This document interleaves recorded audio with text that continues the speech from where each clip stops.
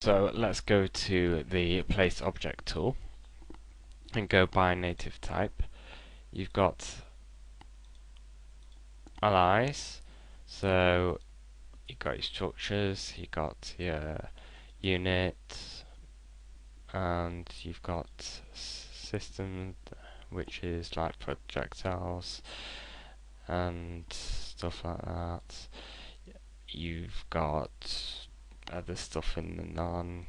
You've got man-made stuff and campaign units, which are units exclusive to the campaign. You also got your Japanese stuff and your Soviet stuff. If we go to unit, they're given different names in World Builder. So like you've got your scout infantry, which is your dog. You've got your anti-structure ship, which is your aircraft carrier, and they're just given different names like that. Support aircraft, which will be the gyrocopter. So once you place the object, you can give it a name, which is used in scripts, and from this team drop-down menu, you can change it to belong to player 1. You can also change the position from here, so that's like change it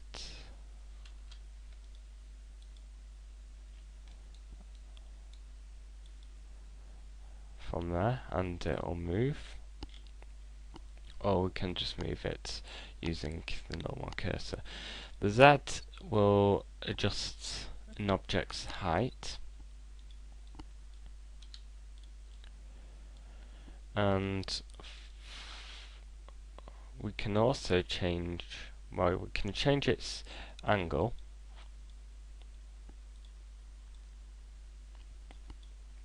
by using that, or from this arrow sort of thing.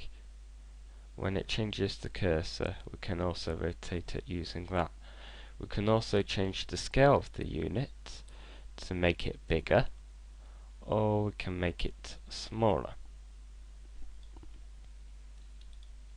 So that's something cool you can do. So,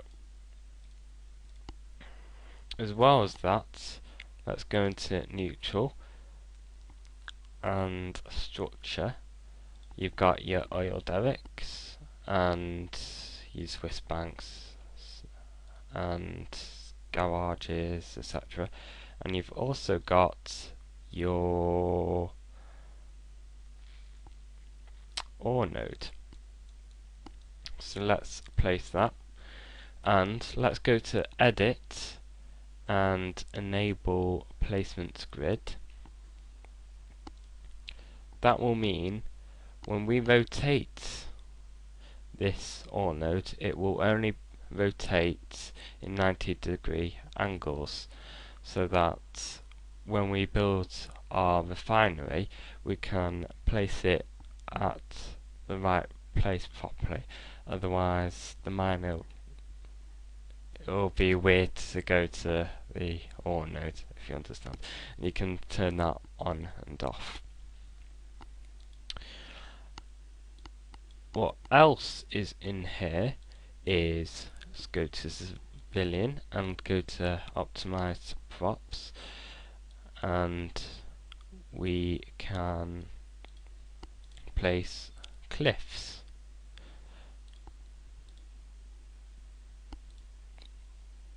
Oops. Press delete to remove that, of course. So cliffs, oops, let's take the grid off for that. Cliffs are important because they make the map look nicer, and we want to align cliffs so that they are in the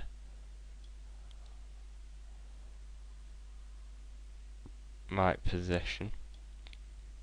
I'm not actually doing a good job at this, but you need to find the right type of cliff. There's like 8 different cliffs used for this scene,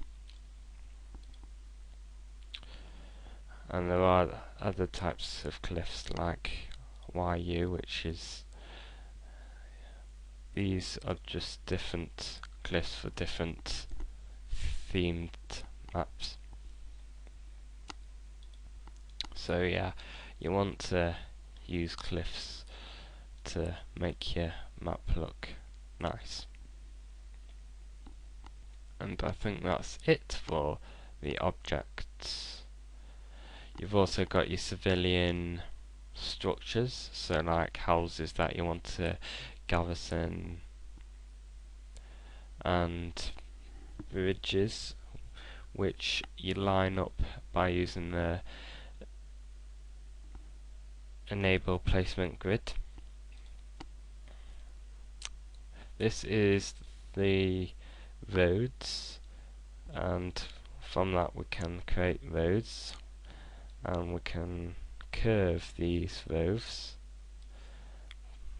by just joining each point up like so, and you can change different ones like sidewalks and other stuff.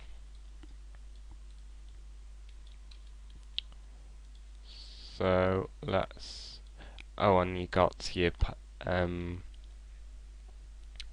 parking sign. So if you wanted to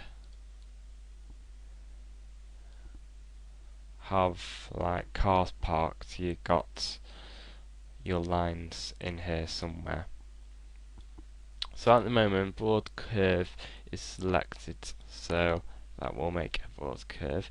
You can also make a tight curve or angled, but I don't know why I've not done that.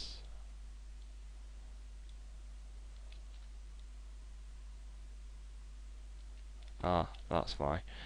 We just click, and then after we've done that, we'll click from the same place.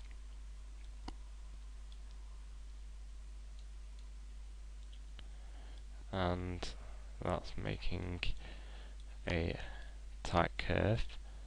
This is a broad curve, which is different like so.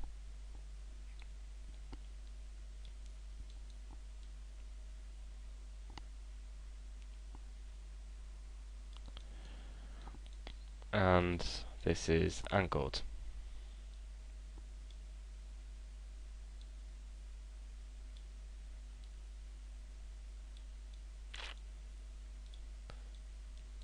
And I have no idea why it just disappeared, but never mind that.